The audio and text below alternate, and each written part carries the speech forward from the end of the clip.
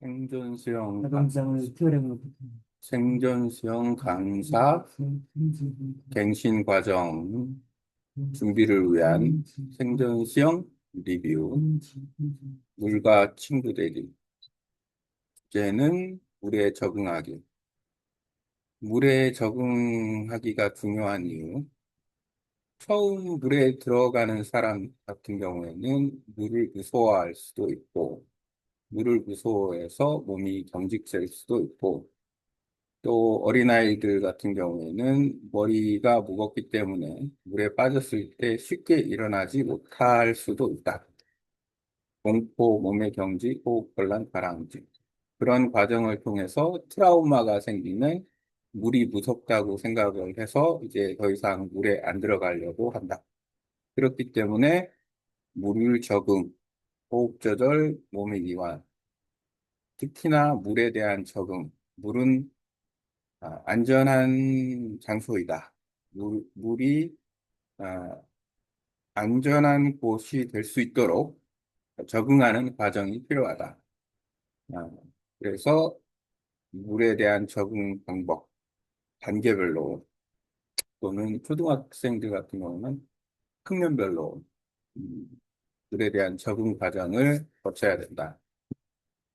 사람의 허파에는 공기가 들어가 있기 때문에 머리를 젖혔을 경우에는 쉽게 물에 뜰 수 있습니다. 그래서 물에 뜰 수 있기 때문에 호흡기관인 코나 입이 물 속에 있는 게 아니고 물 밖에 있기 때문에 호흡이 가능하다.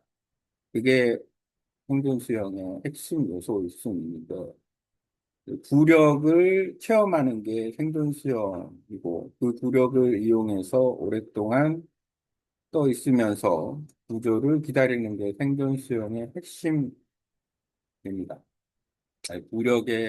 부력을 활용할 때까지 단계별로 물에 적응하는 부분.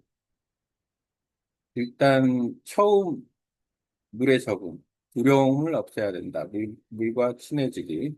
그다음에 물과 친해졌으면 물에서 생존 수영에 필요한 자세를 취하면 물에 뜰 수 있고, 물에 뜨면 이제 생존 수영의 다양한 방법, 또 보통은 실질적으로 물에 빠져서 익사사고가 나는 경우는 대부분 잔잔한 물보다는 예측 불가능한 환경에서 물에 빠지는 경우가 많고, 파도가 치거나 그런 경우가 많기 때문에 거기에 적응할 수 있는 경험, 훈련이 필요하다. 호흡 조절, 이완 안정, 그 다음에 구조 기다리기, 체력 보존이 가장 중요한 요소. 국제수상안전교육의 핵심 표준 네 가지. 친해지기, 뜨기, 호흡 조절,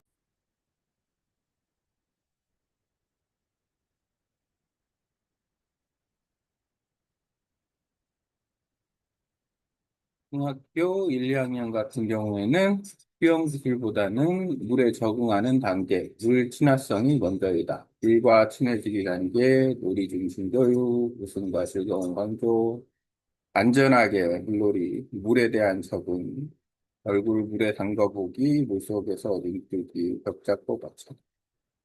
어, 개개인이 다 물에 대한 경험치가 다르기 때문에 아, 무조건 단체로 하는 것보다는 한 사람 한 사람 아, 같이 진행하는 게 중요한 요소이기도 하고 그렇습니다. 또 물의 환경에 따라서 눈뜨기라든지 이런 부분은 선택적으로 해야 될 부분이 있고 여러 가지 또 물에 들어갔을 때 처음 물에 들어간 사람이 눈 뜨는 걸 무서워할 수도 있고 어, 잘못해서 물속에서 입을 벌리고 호흡을 해서 물을 먹을 수도 있기 때문에 사실상 그냥 쉽게 쉽게 할 수 있는 과정은 아니다. 상당히 주의와 설명이 좀 필요한 요소입니다.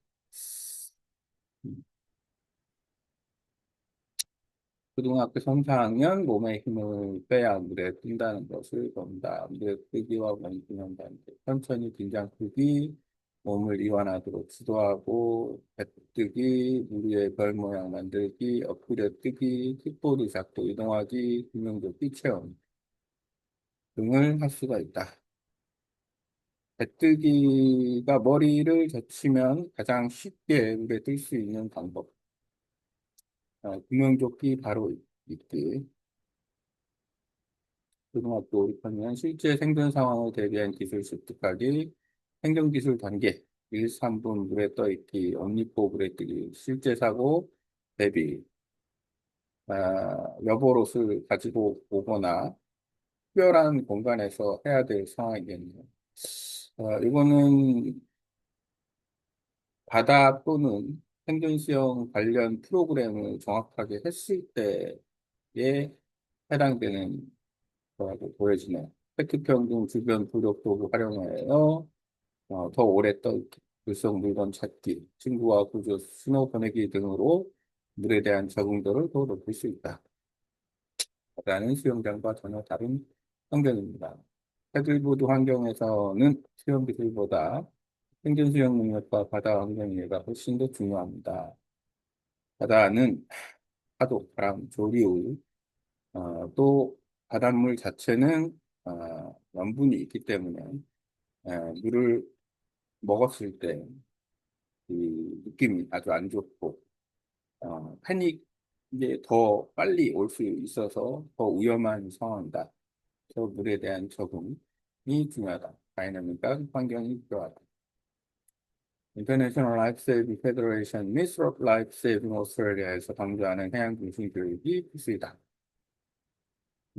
바다 생존 1, 2단계 파도에 적응하고 체력 아끼기, 물적응 훈련, 같은 바다에서 몸을 적응시키고 파도를 맞으며 균형을 잡는다. 소금물 환경에서 눈을 뜨고 호흡하는 법을 익힌다. 쉬운 얘기는 아니다.